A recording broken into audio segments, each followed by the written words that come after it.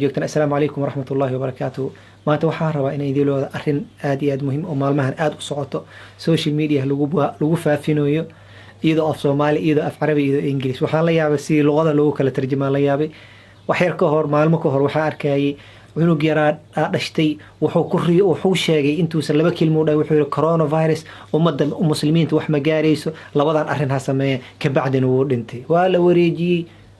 kabacdi waxaan arkay iyadoo Carabiga ku qoran tahay la dhahayo kale waxaa riyooday Sheekh Ahmed nin la yiraahdo oo Nabi Muhammad sallallahu alayhi wasallam xijrigiisa furihiisa haayo wuxuu yiri coronavirus qof muslimiinta wax ma yeelis kan hala sameeyo iyadoo English ali soo diray dhahayo kale nin Sheekh Hebel la yiraahdo Khalid wuxuu ku dhaartay kan subhanallah hada goorma waxaan maxaa halka dhigay fiir beenta daa'iman waa wareegsamaysa qofka gudbinaya waxaa laga yaabaa inay wanaag ay ka tahay xumaan aysan ka ahayn laakiin waxa loo baahan waxa gudbinaysa inay isku hubisid هذا عنقان واحد لي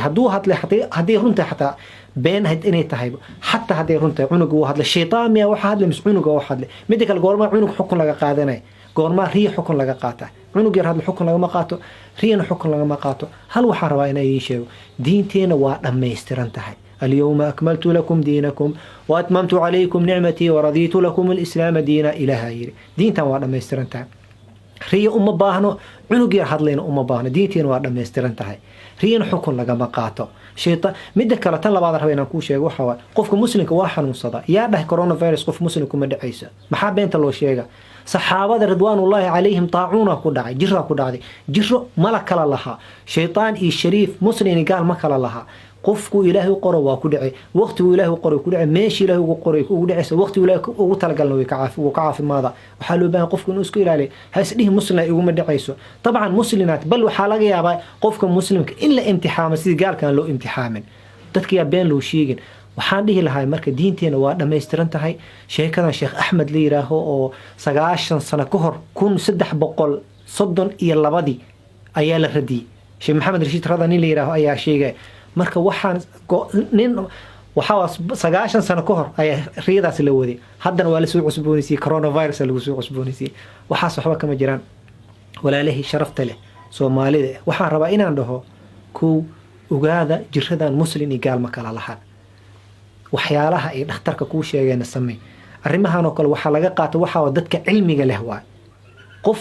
engineer laga ma qaadanayo qof sheekhna laga ma qaadanayo qof oo waxa laga qaadan dhakhtarka laga qaadana dhakhaatiirka waxay dhaheen arrimaha lagu dadaal ku nadaafada ku dadaal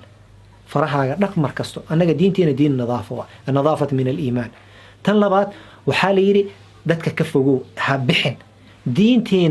diinteena wanaagsan waxay inoo sheegtay meel haday musiibo ku dhacdo taacun ku dhaco jirro ku dhacdo yaa la gelin yaana laga soo bixin hadaa fiyuudi meesha jirrada ku dhacdo ha gelin hadaa meesha ku jirtidna ha ka soo bixin si dadka loo ilaaliyo Umar Khataab waqtigiisa kuufuu tagay jirradaas amwaasu tagay jirradaas ka jirtay ma gelin inta ordaysa wuxuu afirru min qadarillah ila qadarillah qadarka ilaahan ka orda qadarka ilaahan oo qarara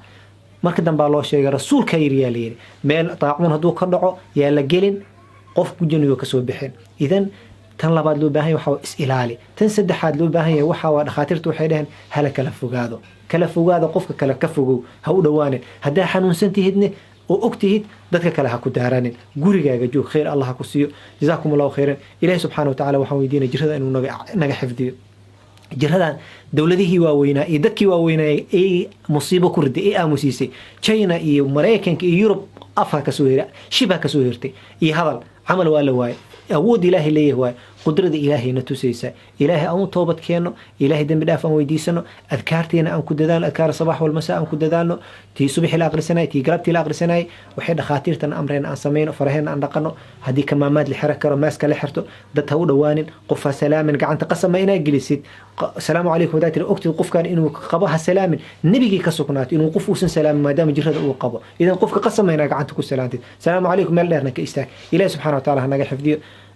جردان إلهي الدون كهك قاضو تتكحنوا سنة الله عافية انتو لمتن الله نحرست آمين جزاكم الله خير بارك الله فيكم وحي لفافين هالسكفيريو وحيالها بينتي هالفافين خير الله يدين سيو كليب كان ولا ليه نكلو سيو قد بيه السلام عليكم ورحمة الله وبركاته